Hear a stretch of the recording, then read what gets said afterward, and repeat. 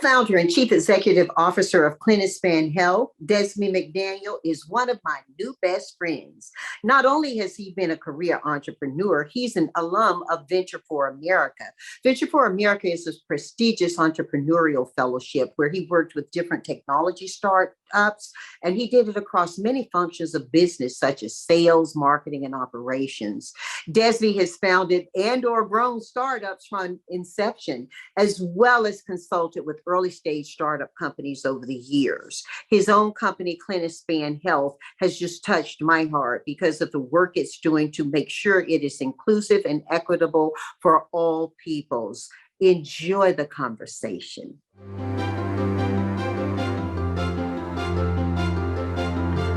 Desby, welcome to Ask JBH. Thank you so much for having me, Miss Janice. Glad to be here.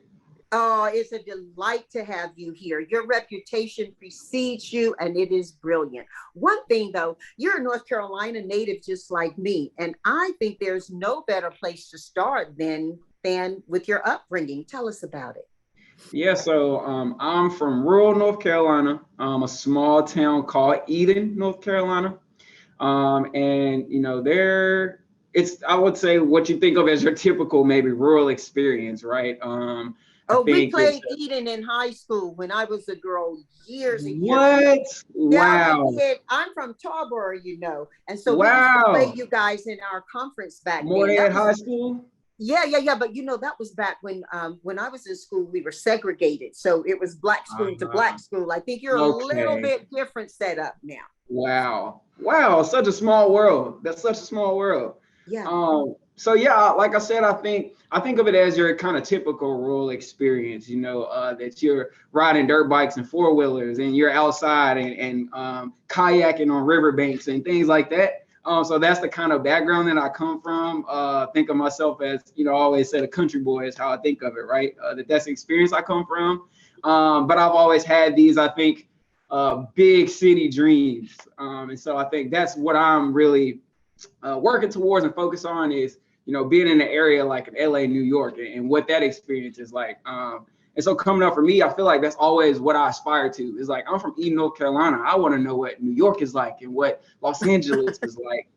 So I feel like that was kind of something that drove me and my experience and really my ambitions, right? And I feel like I'm still just acting on those today, that I'm working towards kind of being that big city presence and being able to kind of have my life be in one of those big cities and it revolve around what that urban area is like versus my rural experience. Well, it sounds to me as though you're really a big thinker and you're thinking beyond the immediate. And I love that. From your time at University of North Carolina at Chapel Hill, what stands out for you the most then? Because, you know, Chapel Hill isn't a big city, but it certainly gave you a window to the world. It's an impressive school. Yeah, so coming out of high school for me, I didn't feel ready for the big city. So Chapel Hill actually felt pretty big to me at the time. I think for me, I actually felt out of place as a student to begin my time at UNC. I think I come from, you know, Eden being rural. It's also an impoverished community. You know, my family was on food stamps. And so I come from that kind of background. And I think that made me feel uncomfortable at times, like I didn't belong at UNC Chapel Hill. I think that was one of my first kind of challenges for personal growth, right? Is how am I able to handle uncomfortability, right? So that was one of my first challenges as soon as I stepped on campus. And I've grown to throw myself in uncomfortable situations because I found the most growth there. So that's one of the biggest lessons I took from college at UNC Chapel Hill. Another big experience for me was actually the entrepreneurship minor at UNC Chapel Hill. So while it was a minor, it was actually the most impactful academic experience I had. And it was because it was experiential. We would go and actually do things versus most classes. I would read in a textbook about actual event happenings, and then they would test me on how well I could remember what the book said. Versus with the entrepreneurship minor, It would teach us things about how to listen and understand when someone has a problem, and how to ideate about solutions and actually put that in front of them and get direct feedback. So the concept of direct feedback and experiential education was really new for me and exciting and impactful for me. So I think those are two things that anytime I'm talking about my college experience, I always talk about those two things: how uncomfortable I felt and how I finally found a level of comfort to be able to stay within the community and gain value from it and create value for it. And really how that entrepreneurship minor was so impactful for me. And I think is a huge reason that I'm sitting here chatting with you today. That's beautiful. You know, that certainly had to have fed into it, along with, I'm sure, so much else that happened in your life. Here's the thing, though. You're currently a tech entrepreneur, and your company, CliniSpan Health, is a software platform that helps to access clinical research. You also provide patient recruitment to communities of color. How was CliniSpan idea born? Yes. That's a great question. So it was born out of kind of a two-part anecdote, right? So I have been a tech entrepreneur my whole career. I was in a fellowship called Venture for America. That was a great experience for me. I worked in startups, so was an early team member with other tech startups, able to learn from founders, network with founders. So that was a huge part of it, right? So the entrepreneurial bug had already bitten me in college. I then went into Venture for America, and I knew I wanted to start my own company. And actually the reason, just kind of a step back, the reason that I decided to be an entrepreneur, one concept I heard in college that has stuck with me to this day is that organizations are the biggest change agents for communities. So when I learned that and believed in that idea, I decided that I had to start, develop, and grow organizations, because that is how I could then impact my community. And so that is what I went into college and this fellowship knowing that I was trying to get the quickest path to starting my own company. So along with that ambition to start my own company, my aunt was actually dealing with breast cancer. She thankfully beat it. But in her post-chemo experience, she was taking post-chemo medicines. And even though doctors assured her she would not, she always saw the rarest side effects. So at that time that I was actually searching for the company I wanted to start and grow, I had this familial experience with my aunt that really impacted me. And I wanted to figure out how I could solve that problem on a systemic basis, where my aunt would then have medicines that affected her more acutely. And so the ambition that I was acting on, along with the impact that created for my aunt, really helped me to decide that I wanted to focus on equity in healthcare, and specifically equity in clinical trials and drug development. And so that was really the motivation for me behind CliniSpan Health. I love that. And there's so much that we want to dig into in there. When you talk about equity in healthcare, for our family listening who may not be as aware of historic racial health study disparities, explain that, please. Yeah, so to break that down simply, I'll give some data points. So the US currently is made up of about 40% people of color. That's across all the minority, racial, and ethnic groups. But the rate of inclusion for people of color is as little as 2 up to only 16%, which means that there is not fair representation in a drug trial, let's say ibuprofen, even, for example. So when you and I take ibuprofen, Janice, for example, we might take improper dosage amounts and see inadvertent side effects and have overall lower health experiences with a drug, simply because more people that look like you and I were not in the trial to test the drug. So that really is the problem that we're addressing. And that has been a long-standing problem that we are trying to leverage technology in order to solve now. And this challenge that you're meeting, especially with equity in the health arena, is not just one that is owned on the side of the manufacturers, the developers of drugs. It also exists in communities from places of Yes. distrust or previous experiences. You're Yes. familiar with Miss Evers' boys, right? And the Yes. other specifics that might come to mind in there, such Yep. as women. I think it's important to share where the community is that you're looking to serve on this trust or this absoluteness around their health. Yeah. So we actually are doing what we feel is a novel concept. So we're actually leveraging for the clinical research industry. So we like to think the first and only company actually leveraging influencer marketing for clinical research. So to your point about where people in these communities are, they're now in digital communities, right? They're on Facebook, they're on Instagram, they're on TikTok. How do we meet them there? So these pharma sponsors that we work with as customers have not adapted their content and marketing strategies to communicate in culturally competent ways via social media. So CliniSpan Health has taken a digital community approach where we create content and meet people on the channels that they want to be met on with this content. And so we're really, how we think of this is we're taking kind of clinical research's legacy marketing approaches, and we're updating them to the digital communities and infrastructure that we have with social media tools today. Desby, let me ask you this. And based on your opinion, what are the key factors that have contributed to the lack of diversity and representation in the clinical research field? Yeah, so we do have data around this. We actually have been doing our own internal studies with a few partners to understand these discrepancies more acutely. And number one, frankly, is trust. The word we've used a couple of times is from experiences like the Tuskegee syphilis study, from experiences like the Henrietta Lacks DNA situation. And share a little bit about that.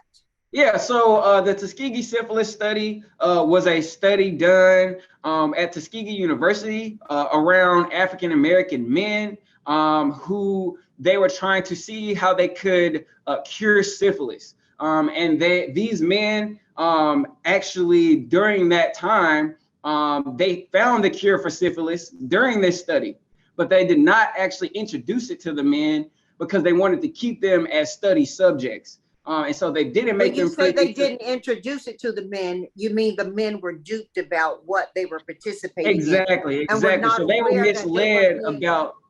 They were not aware that they were being injected with it. Yes, exactly. So they were misled about having found the cure and never having access to that cure and staying a part of this study that was a longer period of time. And a lot of those men actually died as a result of not receiving that newly found cure. And with Henrietta Lacks, they actually ended up keeping her DNA, and her family had no knowledge of this. And they were continuing to use that DNA as intellectual property and other developments that they were making. And the family, again, had no knowledge of this and were getting no kind of benefit from this. And so those are the types of situations. And the Henrietta Lacks study worked in the field of care for. Say that one more time, I'm sorry. Share with us what Henrietta Lacks study actually meant to the world in terms of medical. Yeah, so it's lost on me at the moment, but I know they were but they were developing a lot of medicines that they could use to cure a lot of diseases within people. And again, I think the issue was that the family had no knowledge of this, and they were using someone's bodily intellectual property or bodily property to develop drugs without creating value for that individual or their family in the state, right? In each of these instances, you're talking about African Americans who participated in the advancement of medical treatments without knowledge of how they were participating, nor any representation back to their families or communities in a specific way for that. That's what you're describing, and that is the platform in some ways for why there is a mistrust of the medical Yes. community by people of color, not just That's Black. that's exactly it. That's exactly it. Because people don't want to go through similar types of experiences, right? They don't want to get into studies that they are used and abused in any ways, but especially ways that are not made privy to them or that they understand. So What is Des, if we actually move it forward around how you're working with CliniSpan Health, then you are looking at ways to actually engage these communities, yeah. especially the younger members of the and the digitally engaged members of the community in their own health. How do you then envision the future of digital health, and what is it that CliniSpan Health is going to do to impact this? For sure, for sure. Great question. So one thing that actually came out of experiences like that is informed consent. So that isn't a CliniSpan Health specific thing. That's kind of a clinical trial process innovation that has happened since things like the Tuskegee syphilis study, where any patient going into a study has to sign informed consent documents. So they walk you through every part of what you'll be experiencing with this clinical trial, whether you'll take placebos, whether it's invasive or non-invasive, and all of those aspects. That was not something that was present around the time of the Tuskegee syphilis study. So that's one kind of industry improvement that has helped to create more trust, because they actually give you all of the information. Now, what CliniSpan Health does is we kind of expound upon that. So we leverage the influencers in social media to educate the community about these changes. So we educate them about the fact that informed consent is now a part of the process, which means that you can have higher trust. So we act kind of as a guide to the proper education and information to people in these communities, because people, they want to be educated, right? They want to know and understand more. What we saw was the COVID pandemic actually accelerated people's general knowledge around how drugs are developed and how that's important. And so a lot of what we leaned on was the fact that people wanted to know more about the COVID vaccine and understand how vaccines are developed, how that could be developed so quickly, and all of these other things. And so we act as a guide in education is how I think of that, that we point you to the trusted platforms and content so that you can learn about clinical research and make a proper decision with having all of the knowledge and trust and confidence in making that decision. I love that so much. And as a matter of fact, we talked about being fellow North Carolinians. One of the key figures in the development of the COVID vaccination is a North Carolinian herself, and happens to be African American. Yes, Kismekia Corbett. Yeah.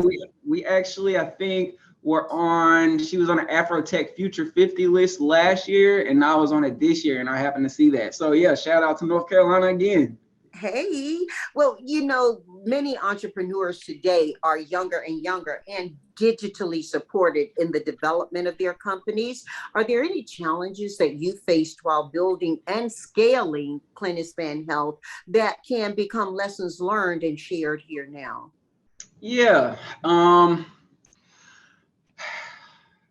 I want to say there are so many. I think I'm thinking about what are the best ones to share. Maybe not cliche, right? But there is one that I think comes up quite a bit that is just very real of a struggle for me at the moment. Fundraising. So I think fundraising in general is its own challenge. I do think fundraising as a Black entrepreneur, I think sometimes does present its own separate challenges. So I think I think you want to be very prepared for a lot of emotional work. I actually think that's not an aspect of fundraising that people talk about, is how do you handle the rejection? How do you handle the no's? Like, what are the personal conversations you have with yourself to come back the next day and still talk to 3, 4, 5 more investors that most of them are going to say no, right? So I think that's one big lesson, is that you need to be really prepared for that. And you really need to be ready to do the emotional work and the personal work to be your best self in the business. I don't think that's discussed enough. Kind of the vulnerability that you have as a founder who's raising funds, and how you have to, navigate all of these things. So that's one big thing that I'm currently experiencing. Before you leave that point, Desby, because it is a huge one, and it continues to be one for people of entrepreneurial nature, regardless of whether they've started their companies or not. I do want to make point that you and I can connect after this conversation on someone, Dr. Rodney Sample. Dr. Sample's company has been awarded a grant that actually is a federal grant, allowing for investment in tech startups and tech companies. And so one of the things he does that I admire so much, amongst the many things I admire about him, is he works on that principle that everybody isn't going to get a yes from him, but everybody's going to get a positive experience from him when they seek that. And your comment about the emotional work that is required is so important, I believe, because so many people, remember, I'm an entrepreneur and I was a startup, and I continue to be a startup entrepreneur because I continue to innovate and develop products that go to, and services that go to market.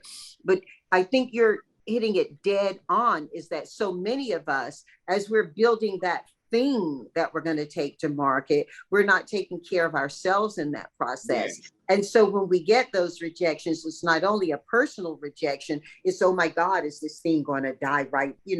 So yes.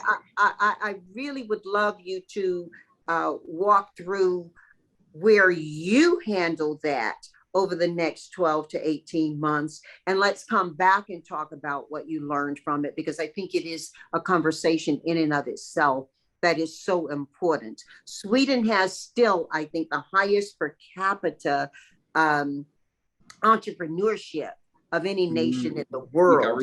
And yeah, we may want to look at, what's happening there. Now, that country is a strong supporter for entrepreneurship in a different way. But you hit something that's really important. Are there other lessons learned at this point, being that you are such a sound company in such a quick way? Yes. I would say don't scale too fast. I think that's something that we made the mistake of earlier. And I feel we have now since recovered from that, I think. But for some amount of time, I know at least maybe a quarter, we were not sure. And we thought that may have been the wrong decision because just as quickly as things were going up, they could have gone down. And we really felt that we should have just been more methodical. We should have been more methodical. We should have did more customer discovery. We should have been paying more acute attention to the data. So we started combing through all of these things we should have done before actually trying to scale what we were doing. And so I would just caution people not to scale too fast. I think that there is a lot of value in figuring out your foundation and then charting your magnified scale, right? That going from 10 to 1,000 is better if you understand how to go from 1 to 10 as acutely as you can, right? So I think that's something that I would caution people to do, is not to scale too fast. Really feel like you have a grasp on your foundational parts and aspects of the business before scaling. Because once you scale, some of that foundation is going to get rocky and shaky, and you're going to have to come back to make it solid again, right? So I think, again, the better that you can have that foundation established, the less rocky it'll be as you scale. So that's another thing that we've been dealing with, but I would say are maybe on the upside of that experience at this point. Yeah. And, when you think about entrepreneurship, so often it's not just that great idea that you have. It's also those idea infusers, the people in your community or in your family who have been important to you. From a very personal level, I know you mentioned your aunt's challenges with breast cancer were highly informed how you went about developing and why you developed CliniSpan Health. But has there been any one person in your life thus far who's been a huge contributor to helping you define who you are, especially as an entrepreneur? For sure. So I did feel to bring this up earlier when I talked a bit about my upbringing, but I was actually raised by my dad as a single dad with my sister and myself. And I think that's not maybe something you see often, at least in that gets coverage, right? It's single Black fathers, I think, who do a great job of raising and molding and guiding their children. And I think my dad is a pillar for me. I think he is, the person I aspire to be in so many ways. And the person that I look up to, that motivates me, that guided me and continues to guide me. So I think he is the person that I would speak to that has really helped define who I am and who I want to be. He really, some of the things he did when I was growing up was really just push me to be a community leader, push me, he let me know that I represent communities, I represent, African Americans and males and all these other different identities. I represent that group. I was in, AP classes in high school, and I usually was the only Black student, in my classes. And something that he always told me then was, that those people in that class might develop how they think of Black males based on how they experience you. And so you have to remember that you represent more than just yourself when you're in that classroom. You represent me as a Black male, you represent your uncles, your grandfather, everyone else that you might know. And so I think he developed this community leader mindset in me from a early age that I just continue to try to act and grow on, I think, at this point. And even doing things like pushing me to speak. I remember, so I had pretty good grades growing up. And my dad would always have me talk to other students who were my peers, right? These were people I had was in the same grade level with, but he would have me go speak to them about how to improve their academic outcomes. And so, I remember being uncomfortable with that to start and not actually feeling like that was my place and that I was called to do that. And today I speak in front of people all the time. I'm doing it at this moment, speaking about advice and helping to guide others just based on my experience. So everything that I am today, my dad planted seeds for. And I think I've just done a good job of watering them and growing them. Oh my goodness, I'm working very hard to hold back tears, tears of joy and also poignant ones. So often when we see African Americans and people of other ethnicities and cultures as well. In particular, though, African Americans are, hi, mom, thank you, God, thank you, mom. And to hear you give accolade to your dad as a Black father it's touching for me as well. My dad was hugely instrumental in our family. Mom and dad were very much in love up until the day that he passed away. And so I had a mom and a dad in my home. The point I'm making is I had a Black father who was very active in our families as well. And that is not something, not only that is talked about in a healthy way, I think it's not even believed to exist that often. That is the worst part for me, I think, Ms. Janice, is that people don't even think that exists. And so I always take my platforms and my chances to share that it does, and that my dad is one of them. So I wanted to make sure to highlight that here today for sure. Here's to your dad. I'm drinking tea. I don't know what you're drinking. You have got water. Here's to him. Here's to your dad. And listen, the name Desby rings from my tongue so beautifully. Is there any history or any story to your name? So it's funny, I'm actually named after my dad, as far as we have the same first and last name, but different middle names. So I'm not a junior. So I think that's always interesting. My name is Dezbee McDaniel. His name is Desby Tyrone. His is also spelled with an S, and mine is spelled with the Z. So my mom, I feel like, was really in himself are really creative about these nuanced differences. But actually, his name. So my grandfather was in, I want to say, the Vietnam War. He had a friend in the war named Desby. And he actually died. May he rest in peace. And so I think one of the kind of parting gifts to that friend was actually naming his son after him. And so that is actually where our name comes from. And it was passed to me from my dad. And was the soldier who died in Vietnam, was he African American, the one with the name Desby? So I'm not 100% sure. That's, now that you ask me that, that's not a detail of the story that I've ever actually asked or been informed about myself.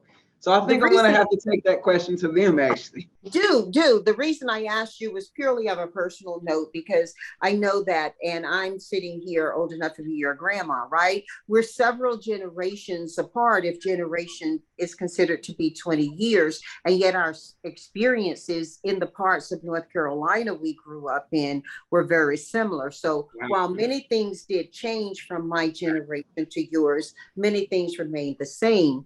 And you're sharing reflection on soldiers dying in Vietnam. I remember conversations and actually experiencing it myself, Desby, where so many of the young men who went to school with my siblings didn't come home from Vietnam as well, African Americans who were sent there. So, the community got kind of wiped out in a big way. And that's another thing that I don't think we've done a big job on, necessarily an important job on, is sharing the many African. We talk about the African Americans who through slavery built the economy and the stability, early stability of the United States as a nation. I don't think we've done as diligent a job in talking about those who also provided so much of the foot soldiery in the later wars. And Vietnam is the only one I think we declare to have fought in a war of, of our introduction. So that's why I brought it up. But you're doing so much that I know your dad is proud of, and that your family, you and your sister and your dad, appear to be a very close relationship. How are you defining success? And is your idea of success the same as his? So I would say immediately no to, I think my idea of success is totally different than his. The thing about my dad, I think that I find interesting is he is a very content person.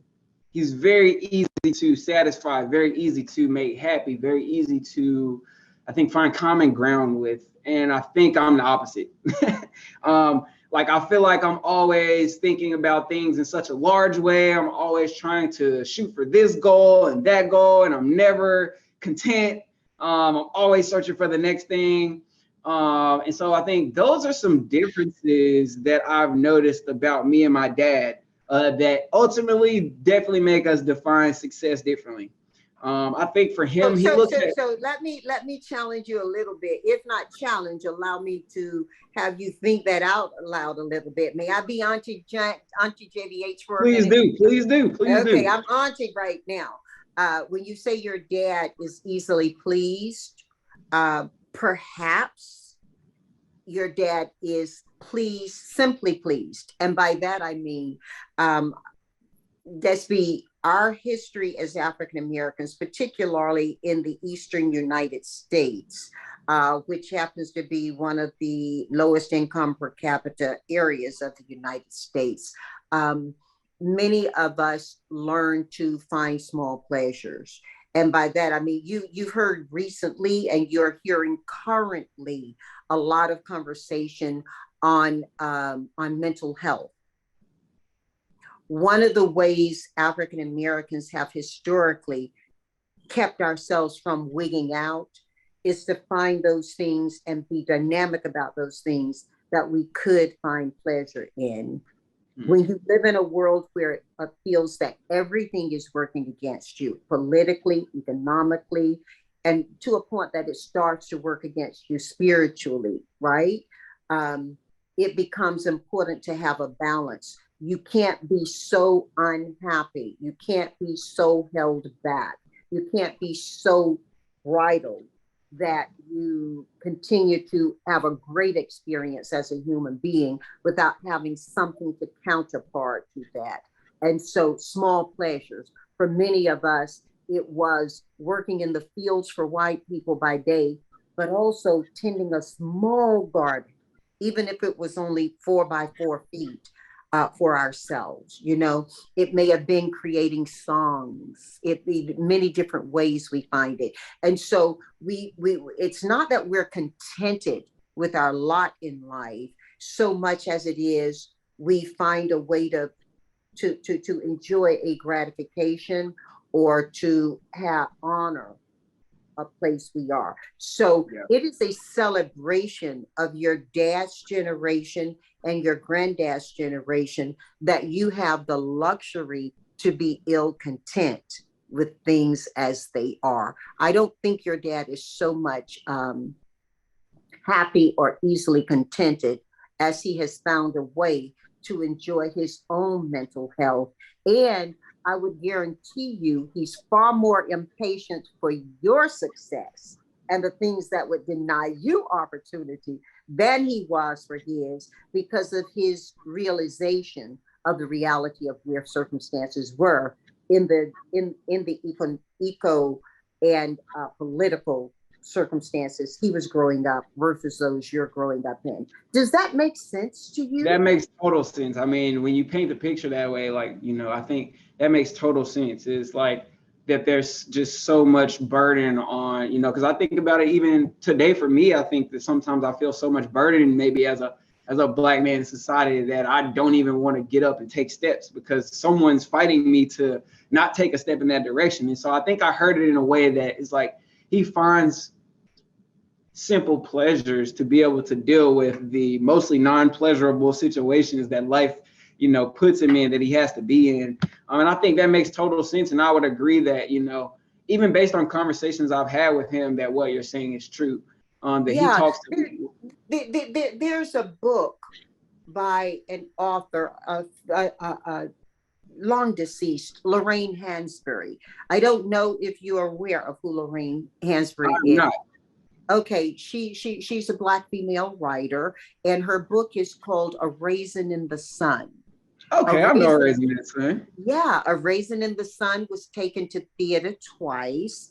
I think Diddy did it last, but don't let me call out names and be in error here, okay? But dynamically, there was a movie made of it, and Sidney Poitier played the male lead in it.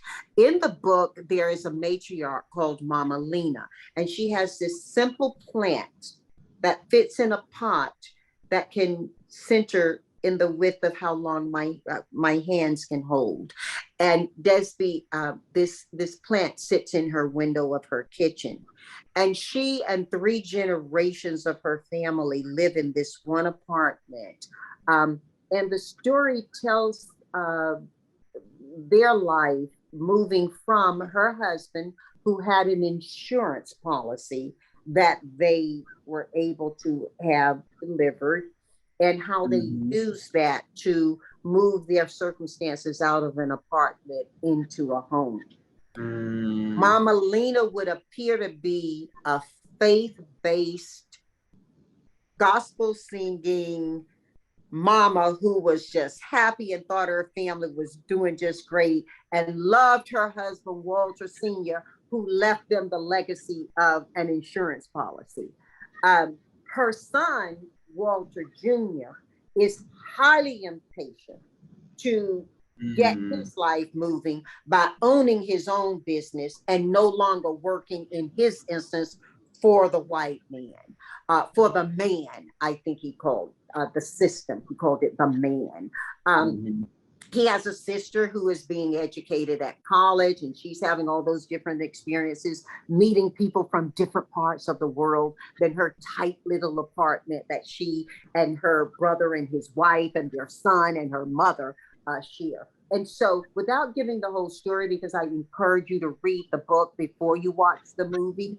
The movie is an old movie. I believe it's in black and white. Gotcha. And it's one of Sidney Poitier's best performances, I think, ever. But it wraps itself around, I think, symbolically the circumstance of Desby, your dad, where Mama Lena is actually the activist.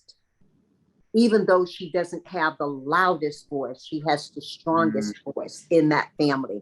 And it's her ability to find simple pleasure in supporting her family forward that allows her daughter to study to become a physician or a dancer or whatever she chooses, that allows her to keep her daughter-in-law from making horrible decisions around more horrible circumstances of their lives, and importantly, allows her to keep her faith in her son, Walter Jr., as he explores his opportunity toward entrepreneurship. You're going to see a lot of synergy from that book and your life. And I just encourage you to read it and to enjoy it and come back to me and let me know what you thought of it. I will 100% do that. I feel like the universe just made it where I absolutely have to do that. So that will 100% get done. Well, let's talk about this. In some interviews, you've mentioned, Desby, that you're passionate about tech and about helping others become tech entrepreneurs.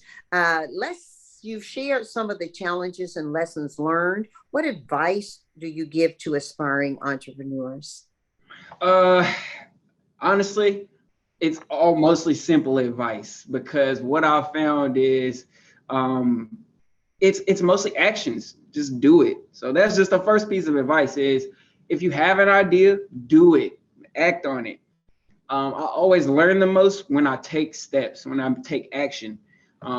That if I have a new idea and I don't know if it's going to work, I can't sit in a room and say yes or no, it will. I have to actually put it in front of people, get feedback, make those changes after insights, do it again 100 more times, maybe until it's, I tinker with it properly. So that's just my advice.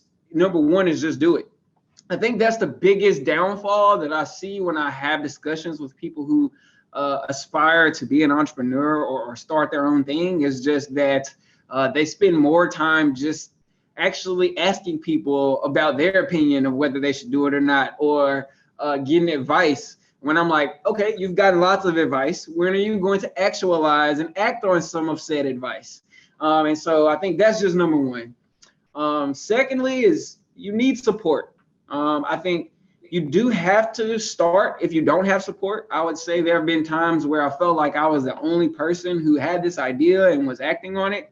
But I've noticed that as you go on your journey, people get bought in at different points. That you might develop your very first product. Someone who you talked to a year ago, you didn't have anything, you have a product now, they love it, they want to be an advisor, they might buy in now. And so I think be willing to go at it by yourself, but always be looking for and open to support as you're going on your journey, because you're going to need that. Whether you aspire to build a company that goes public in IPOs, or whether you aspire to build a family consulting firm, you're going to need support. And so, always be on the lookout, I think, for fitting support. Those are two big pieces that I would give. If I was to give a third one, it would be around skill set. It would be around skill set and mindset, actually. So I think for entrepreneurs, that the way I think of entrepreneurship really is that you have a certain mindset and a certain skill set, and you leverage those as tools on your entrepreneurial endeavor. So with that said, I think you can be intentional about how you develop the way you think as an entrepreneur and the skill sets that you leverage and how those are married together. I think for myself, I have a lot of soft skills. I think I have good communication skills. I, I also have the mindset, I think a resourceful mindset that I can do a lot with a little. So those types of thoughts and skills, I think, are married together in CliniSpan Health, right? Where we are communicating to people about clinical research and why it's good for them. We are a startup, so of course we're resourceful and we do a lot with a little. So I think, speak about how my mindset and skill sets are both present in the business that I'm building. Because the brands that you build are an extension of you. And so I'm trying to understand, how does CliniSpan Health reflect Dezbee McDaniel, and how does Dezbee McDaniel reflect CliniSpan Health? Because the better that I can make those overlap, I think the more impact and growth that I can see. You know, that's beautiful, and it does occasion another question for me, for you. And that is, many entrepreneurs along their journey are tasking so deeply inward that they are not considering what their voice means to the system at large. Now, you've developed a voice that's highly valued, especially in the healthcare systems. It's not everyone's mission to be a voice, even as they are building their business. What's your perspective on that? And for newer entrepreneurs who would like to have their journey be a part of a larger conversation, where do you guide them? Yeah, so that's a fair point. First of all, that having a voice might not be everyone's role. And with that said, I think you play a role that feels comfortable for you, right? That a lot of times, I think there are background operators who help a company like CliniSpan Health grow and create impact that you'll never see their face. You'll never know who they might be. They're just as important to the cause as anyone else. So I think what I would tell that person is that you don't have to be the voice of the movement. That you can help the movement operate in the background. You can be the glue that makes the voice and everyone else stick together, right? So just think about, be intentional about the role you carve out for yourself. That's what I would say. Be intentional about the role you carve out. Because if the voice isn't the role that you play, there is a role that is equally as valuable. You just need to discover it and get comfortable, I think, playing that role. Desby, that is so valuable. I will tell you, you don't get today to pull back on anything you've put out there. Once you put it out, especially in a digital world, it can live long and stronger than you intended it to. And so I think your point on being intentional is very much there. Around the idea of whether or not an entrepreneur has a responsibility to a community beyond the company, the product or service they're delivering, I think is conversation and debate as well. We don't have to have that debate here. There is one thing that comes to mind for me. Someone important in my life has been a man named J.L. Armstrong. And Reverend Armstrong, although he has enjoyed a dynamic professional career in corporate America, valued the work he did in the church. And I don't know if you're familiar with a church called Fame, First AME in Los Angeles. Yes. But yeah. And so he continues to minister there, not as actively as he did in the past. And he's a young man. He told me years ago when I asked him to come bless a building that I bought as a corporate office here in Southern California, that, and I asked him, are you going to be concerned about anyone who may see you in the corporate world here giving a blessing to my building? And he said, well, I work at this company. I work for the Lord. And he told me everyone has their own ministry. You need to learn what that ministry is by listening, not by wishing or talking it. And then you can live it more completely. Even before the word authentic had been so beat up that it's inauthentic, he was expressing coming from one's natural self, and therein you'll find your best abilities. Here's the question for you. He did refer to my work as a ministry. I happen to be a faith-based person with absolutely no influence to you. Where do you see faith and tech working together? That's a big question right now for a lot of people. And across the world, many people don't necessarily associate faith as religion. Years ago, Andre Crouch and his sister Sandra Crouch on an album of vinyl called "Take Me Back," um, which was the title song on the album as well. In the front of it, he had a discussion about faith and religion, and he said simply, I paraquote him, that religion is a search for God, faith is a relationship with God. And that kind of served me well in that. So I've met many people across my professional career who have asked me how my faith plays into that, because I've been vocal about my faith and all encompassing of everyone's faith and religious practice. Yep. Where do you see that? Are you seeing it as a part of a conversation for younger entrepreneurs today? And what's your perspective or guidance on that? Not knowing where you come from. For sure. So I do see that conversation. I definitely see that conversation had a lot. Just literally how you phrased it. It's how does your, I'll say the word I hear more is religion, maybe, or spirituality than the word we use faith here. But so I talk a lot, I think, or hear a lot of talk about religion and spirituality and how that relates to your journey as an entrepreneur. I think they obviously coincide with one another. The way that I think about faith, religion, spirituality is it acts as a guide to the individual that has a relationship, that type of relationship, that it should guide them. It should help them make moral and ethnic decisions.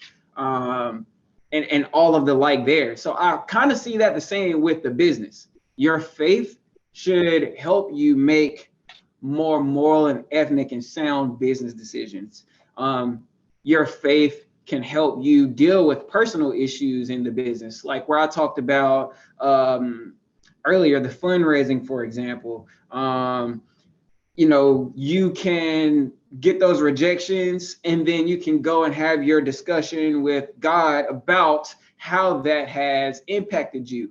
And that conversation might make you feel better at the end of it. So that's you leaning on your faith and your relationships, your spiritual relationships, in order to be a better entrepreneur. So that's really how I think about it. Is your faith is another tool that you have to help you be better and be guided more in the right direction. Sorry, go ahead. Please. Oh, I was just going to say, just like, it could be a wife or husband who also is a tool that you might deal with that rejection from investors, and you might have a conversation with your significant other that makes you feel better. So that's kind of how I think of faith. I think of faith as a tool, usually the largest tool that you have at your hand to be better as an individual and better as an entrepreneur. Yeah. And Desby, talk a little bit about this, the idea of whether it be faith or fairness, regardless of where you come from. You're in a high-tech world and you are in a health sector. As we look at health and humanity, oftentimes access to health is the humane question. And so whether it be faith or fairness, how do you apply that to the development of health tech that allows for the engagement or the benefit to a broad community? We started our conversation around the idea that you're looking to create inclusive recruitment of people into the tech and into the health environment, and technology is a huge foundation point for that. So how do you tie those two together, whether it be faith or fairness? How are you tying together the I think what I'm about to speak about is maybe more directly fairness, but I feel like there's 100%, faith tied into it, whether that be faith from the CliniSpan health side or faith from the patient side. There's faith in a stronger belief of something, right? That I think in our business, the way that comes across is we get feedback from the communities. So a lot of times what happens in these clinical trials, right? I'll use a clinical trial protocol as an example. So a protocol is pretty much a long form document that is saying this is the way this study is going to be structured and operate. What happens is these pharma sponsors develop a protocol that might be fit for African American community. Never once did they go to an African American person to say, do you understand this protocol? Mm-hmm. And so they're developing something for a community that they get no feedback from the community. And so what CliniSpan Health does is we can get feedback from that community about that protocol. That's really where I think fairness comes into play. It's not fair for a group of people who aren't from your community to develop something for your community and never ask your community if this is a fit. And so what we do is we are the bridge between those two groups. The pharma sponsor who has never been in this community who doesn't understand pharma speak, we become that common ground and we help them to understand that in a more layman's terms manner. That's really, I think, where fairness comes in. And, you know, I think from a faith standpoint, you know, without speaking to religion or spirituality, I think our community has to have faith that they can trust our decision making, and that we're making decisions on their behalf that they would make as well. And so I think, like I said, I see fairness and faith wrapped all up in that equation for how we do that in our business model. Beautifully spoken, and I think with intention. So whether it be faith, spirituality, experience, or just the incredible success of CliniSpan, here is the question I have for you. Are you looking at launching any future companies soon? Yes, I would say soon is to be determined. So I'm very focused on my journey with CliniSpan Health right now, and creating impact through this company as a vehicle. I do see myself as a serial entrepreneur. I do plan to launch other ventures. Actually, after CliniSpan Health, I would like to do something more creative. And so I think I'm going to be venturing into some creative lanes, you know, once we have hit what we consider the finish line for CliniSpan Health. Well, remember, I offered to introduce you to Dr. Rodney Sample and his beautiful wife, who are, I think I may have mentioned, let me make certain I mentioned, are looking specifically at startup tech companies in North Carolina. So I'll look forward to introducing them to you. Before we say goodbye, we got to go 4 for 4. I'm going to ask you 4 questions to which you'll give me 4 answers. There are no wrong or right answers. Well, all the answers are right. Let me say there are no wrong answers. And the first one is, you get to invite 4 people to dinner from any time in history to present. Who's at your table, Desby? And why? And why? I would be remiss if I did not have to first answer Miss Janice. I would love to have you at the table. But no, really, I actually was talking about an experience from a personal standpoint. Regional F. Lewis, I've read about him being one of the first African-American males to build $1 billion company. I actually have read about you as well, being the first African-American woman to do that. That was actually something that was really inspiring to me. And so I actually would put you and Regional F. Lewis as the first 2 people at that table. So yeah, that I had to put that out there. I think the other people I would name, I would be honest to say Jay-Z. I would love to have dinner with Jay-Z. I don't know if you've seen on social media where they ask $500K or dinner with Jay-Z. I think I might would pick dinner with Jay-Z, although most people would call me crazy, but you know, knowledge is power. Who else would I add there? I think I would definitely pick Michael Jordan. I love Michael Jordan.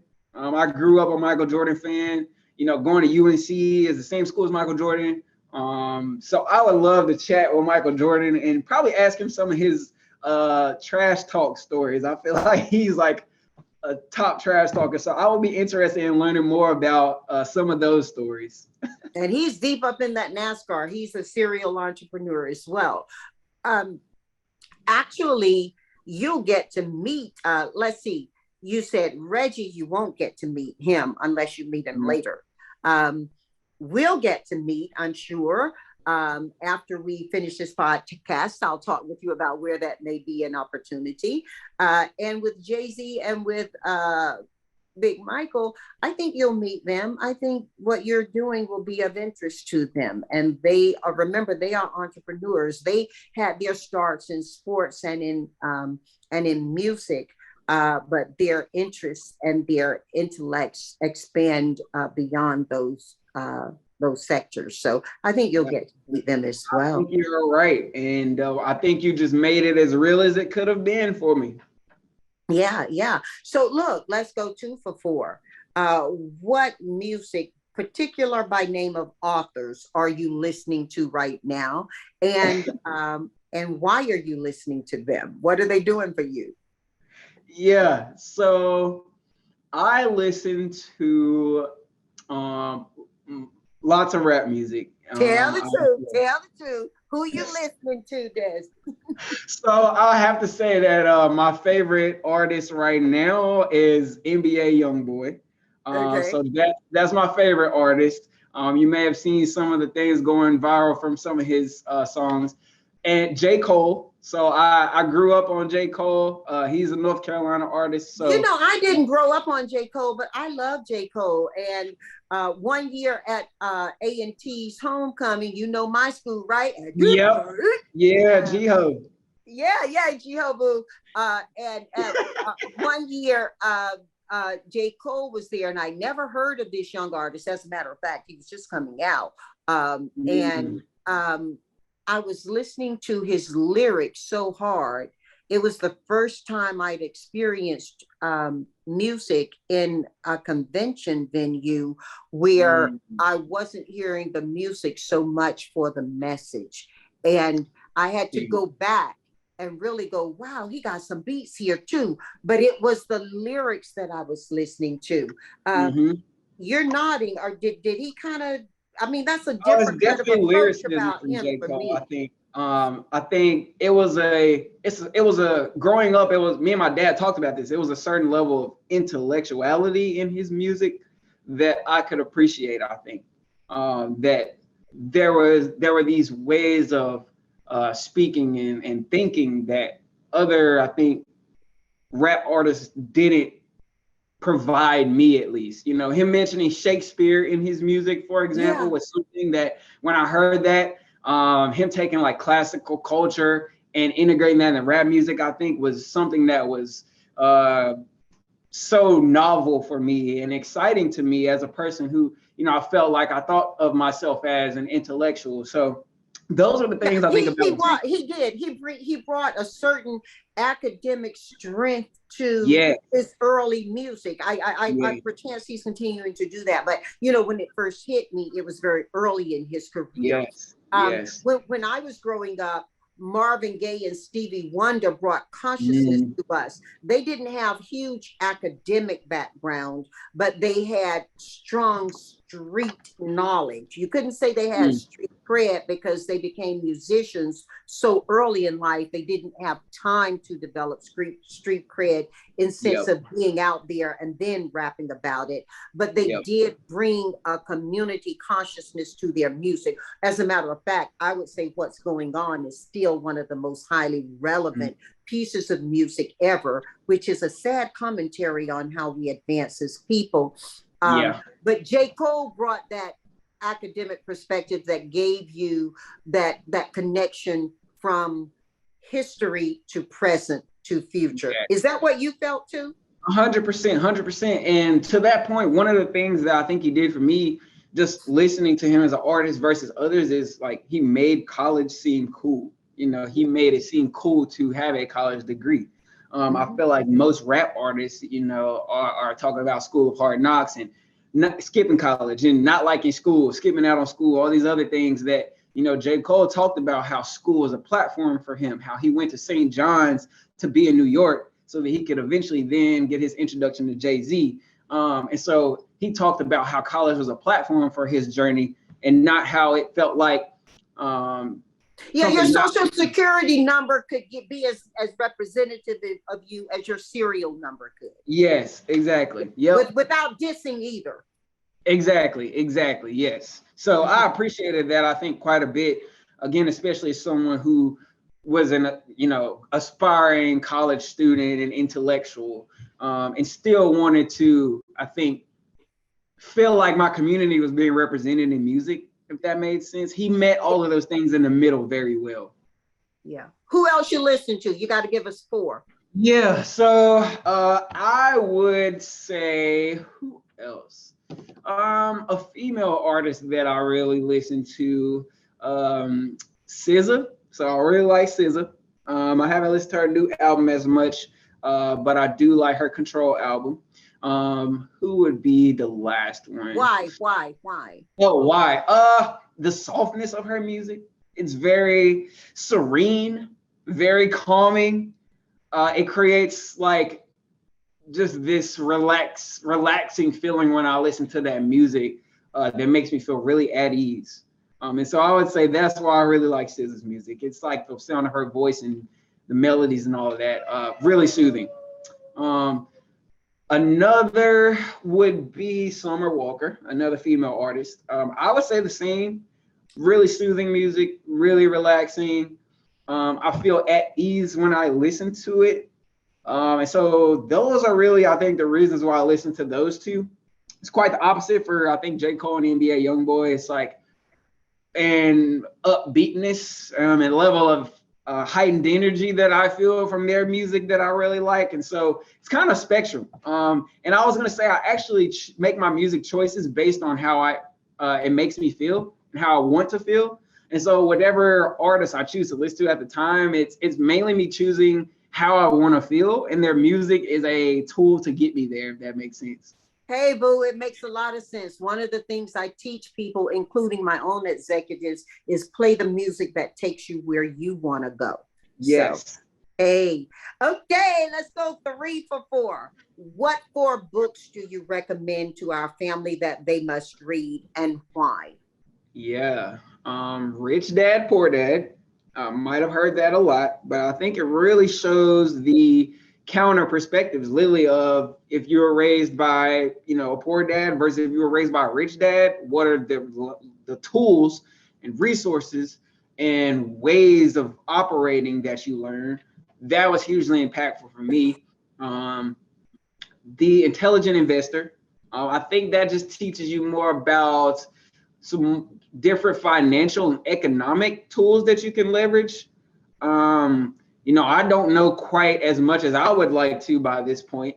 And so I think the level of education that book gave me was really impactful, where I feel like after I read that, I could start having more regular conversations about, stocks and bonds and all of these other financial vehicles that they don't necessarily make you privy to in K through 12 or college, unless, you take a class particularly on that.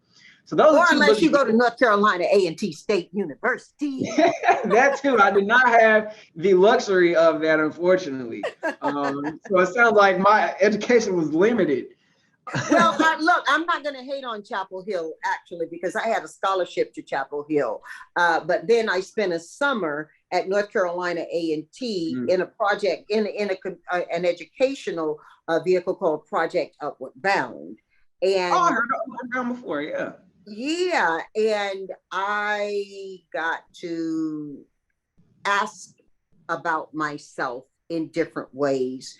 And it just encouraged me that was the place for me at that time in my life.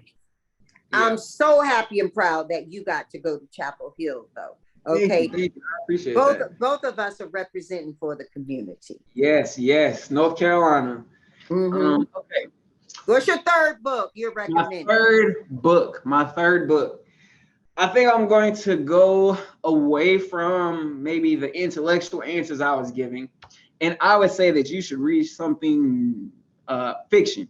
So I'm going to suggest one of any Harry Potter books. So I probably am not gonna do that, but it's for the family. I'm sure many will. So I feel like you can keep that little wizard to yourself. No, that's a joke. That's a joke. That's a joke. Okay. I got great respect for the author as well. Yeah, so I think just that's one of the all-time favorite book series that I have. Outside of, like I said, books that were meant for education and like knowledge seeking. Totally get it, and totally support it. And in truth, yeah, you're right. I've read some. Yeah. Yeah. So I really love Harry Potter. I think, if you aspire to be a storyteller, that you can learn a lot from the storytelling of Harry Potter. It would be the reason that I would say you should read that book. Yeah. Let's see, another book that I would suggest reading. Okay, I'm gonna go back maybe to an intellectual book. I'm going to actually say The War on Normal People. That is a book by Andrew Yang, who was a former Democratic presidential nominee. He actually founded Venture for America. But in that book, he talked about how AI is going to be replacing lots of people's jobs and roles and functions. I think that with the rise of ChatGPT and all of these AI tools now ever so popular right now, that we are actually living the reality that he was trying to forewarn us about in that book. And so I would suggest that book for anyone who would want to understand how artificial intelligence is playing and will play a role in the everyday lives of people. So that would be the reason I would suggest that. Let me encourage you to read some books by Kevin Kelly as well. Kevin Kelly is someone who I podcasted with, and Kevin Kelly, I won't quote him because I can't remember how to quote him, but the message I got from him around AI and tech replacing jobs was that it doesn't replace jobs so much as it puts different job descriptions in place. And so the idea that jobs change, right? So he has some far deeper thoughts and far many more thoughts. I'd love you to read, because he is a guru on tech, and he is also a person who has a strong spiritual base to him. And he approaches tech and speaks to tech from a place of how it can play not just for humans, but for humanity. And I'd love you to read some of his to kind of give some balance to the idea of whether tech is going to take people's jobs away, or whether it will redefine how people do the work they do. We are getting fewer people on the earth today, and so tech will have a great opportunity to enhance the experience that those who continue on planet Earth have. And I just love to give you that footnote on that. Sure, for sure. Albeit I do hear clearly the recommendation of Andrew Yang's book as well. I want to make sure you're fully rounded in what you're looking at there, because jobs and work, both of us live from there. And you're employing tech in how you look to have work performed as well. So maybe consider where Kevin is speaking about, the redescription of work versus the replacement of work. That makes sense. Looking at it as a kind of a supplemental thing versus like it takes the place of something. Yeah.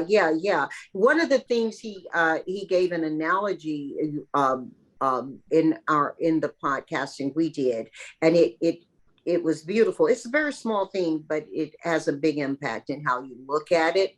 Photography, he said, was looked at by artists when photography first came out as, kind of a fake thing, and it would it take away the work of artists, when in actuality it enhanced the work of artists, and it added something to the menu. So I'd love you to all, he and I didn't talk about this adding to the menu, but I'd love you to also consider that, you know, I employ tech in my work, you employ tech in your work. I like to think it adds something to the menu versus takes away from it. Very fair point. Very fair point. I definitely hear that added perspective. Yeah. Yeah. And so, correct? Yeah. So let's go 4 for 4. And Let's this, 4 pieces of advice you give to our family listening right now. If you give advice that was given to you by someone else, please give homage to the author of that advice and tell us why you think this is important. Yeah. I'm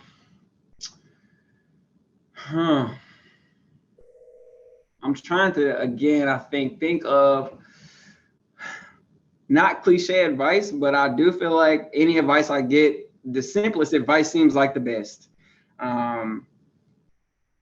The first piece that I'll start with, I kind of talked about a little bit earlier, but from an entrepreneurial perspective, you want to do the work to understand yourself as an individual as much as you can, because any business or brand that you build is going to be a reflection of you.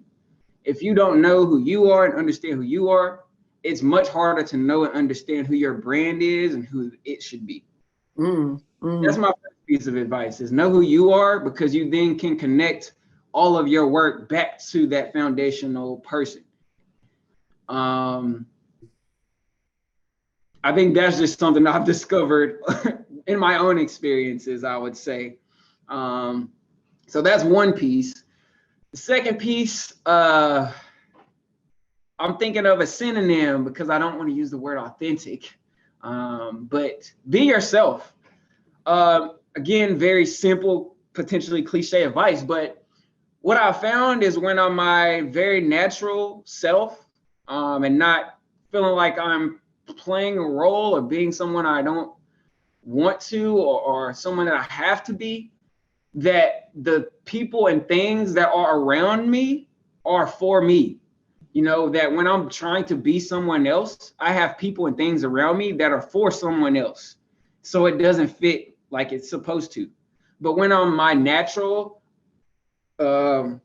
most real and most authentic self, then when I look up, the people and the things that I find around me are exactly what I need. And so, you know, commit to being who you want to be and clear space for that person, so that you're not continuing to walk on a path of being someone that you're not, and that you don't want to be. That is powerful. That is powerful. And I love that so much, because you expand on it. Early in our conversation, Desby, you talked about wanting to experience life outside of the rural. And when I first came to Los Angeles, I felt so more out of place than anywhere, even than being Black in North Carolina. Okay. And because I felt even more Black, you know, everybody out here was pretty and they carried purses with other people's initials on it. And, you know, everybody was light skinned and all of that. And here I am, this little Black nappy-headed, you know, colored girl out of North Carolina, thrown into this sea of what, you know, beauty and intelligence and opportunity looked like, and none of it looked like me. And I was lamenting on that. And my sister Sandy, who was ahead of me in Los Angeles, and she was light skinned with good hair and beautiful, you know, eyes, and the way you know people, the way you had to look back then. Okay.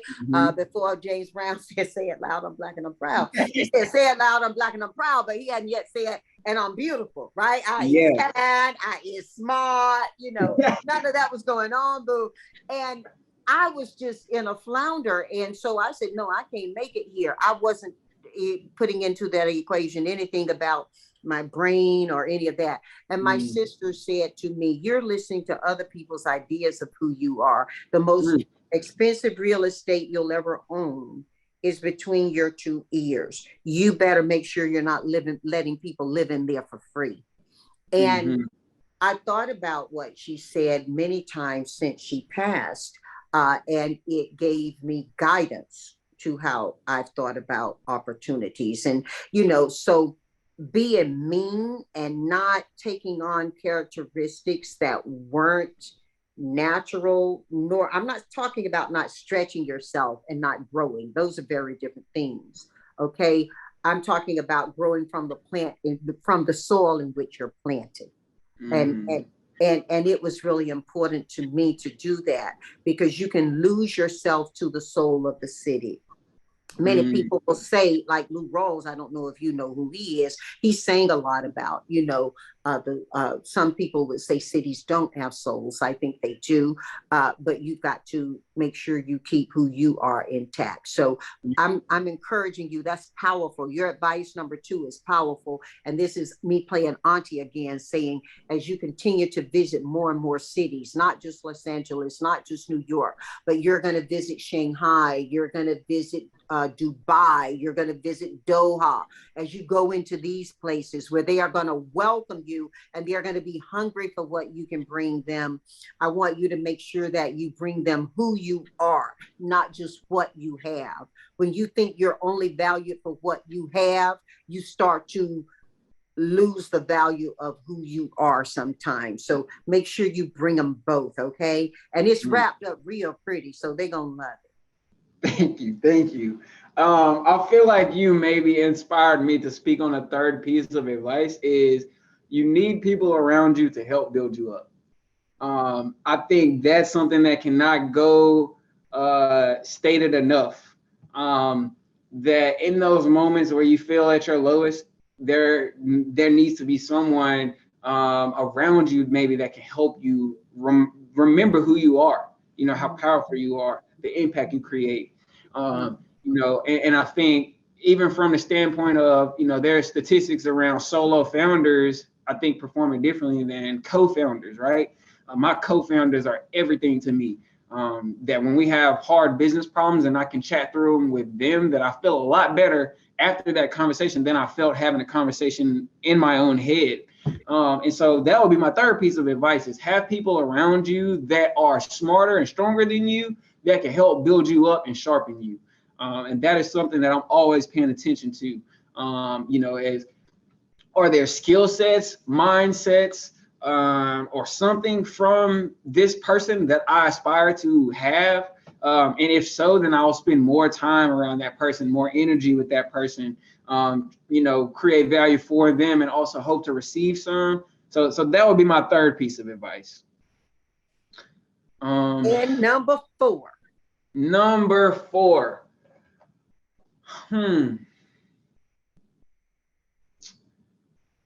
I feel like you have me trying to land something as powerful as number 2. This feels like a hard task. I feel like, again, simple advice. I think don't get, and we've kind of talked about this, but really don't get caught up in other people's idea of you. How we talked about knowing you, yourself, and your brand. Other people are going to perceive you and your brand however they see fit.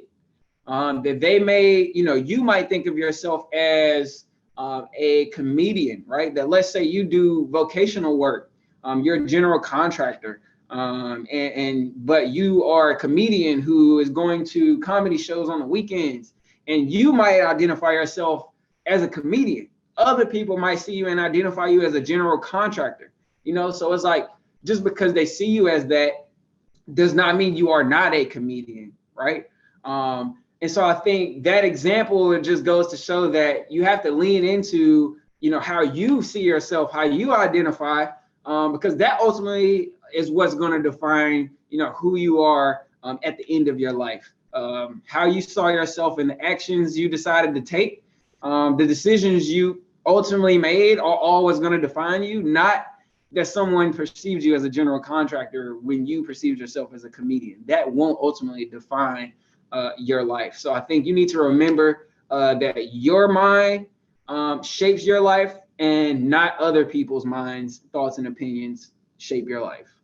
You know, that may be some of the most powerful advice given on Ask JBH podcasting. Pastor, are you familiar with Bishop T.D. Jakes? Yes.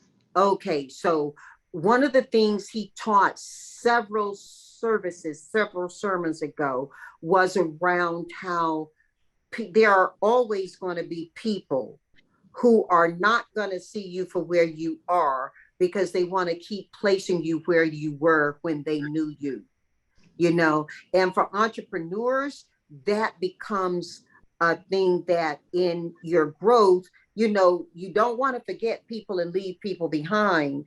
On the other hand, you can't allow people to keep you there when Yes. you are here and when you're going forward, you know. So in my company, I often and regularly challenge my executives to consider, well, what got us here, get us there. That lines up with that future growth. I think that was powerful advice, and I am so thrilled you gave it. And as you yourself said, Dezbee McDaniel, it's a simple advice. Sometimes the simplest advice is the hardest to follow. Yes, 100%. All the advice I gave, I'm always every day still trying to follow it. And I would say most days I might do a good job. Some days I do not. Well, today you were dynamic in this conversation, of which I pray there are many more. Thank you so much. And from my heart to your home, God bless. Thank you so much, Miss Janice. This was great.